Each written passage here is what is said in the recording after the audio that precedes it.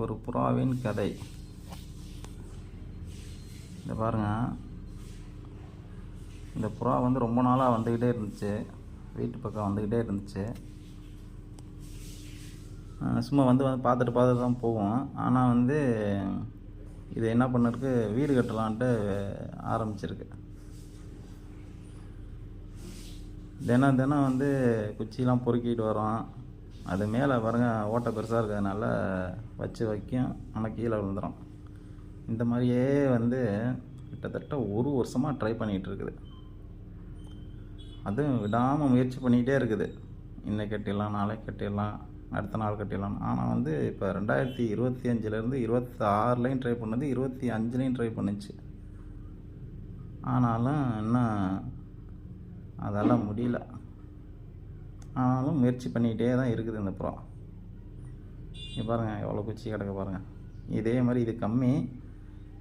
இன்னும் பார்த்தீங்கன்னா தினம் பார்த்தீங்கன்னா நிறையா கிடக்கும். எடுத்தோன்னா கஷ்டப்பட்டு எடுத்து வர்றது. காலையில் விடிஞ்சோடனே தான் அந்த புறாவுக்கு வேலையை எடுத்து வந்து வச்சுக்கிட்டு இருக்கிறது தான். ஆனால் வந்து வைக்க முடியாது, அந்த ஓட்டையிலேருந்து கீழே விழுந்துடும். திரும்ப அது முயற்சி பண்ணிக்கிட்டே தான் இருக்குது.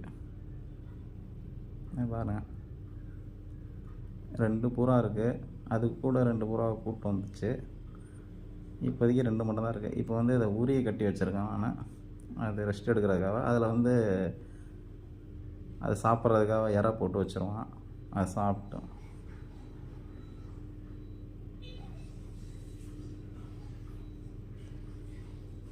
பாருங்க,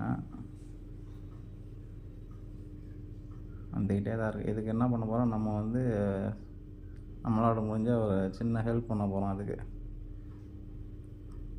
வேறு 2 இருக்குது பாருங்கள், 2 அமைதியாக உட்காந்துருக்கு. ஆனால் 2-3 டைம் வந்து முட்டை போட்டுச்சு. முட்டை மேலே வந்து கீழே விழுந்து உடஞ்சிருச்சு.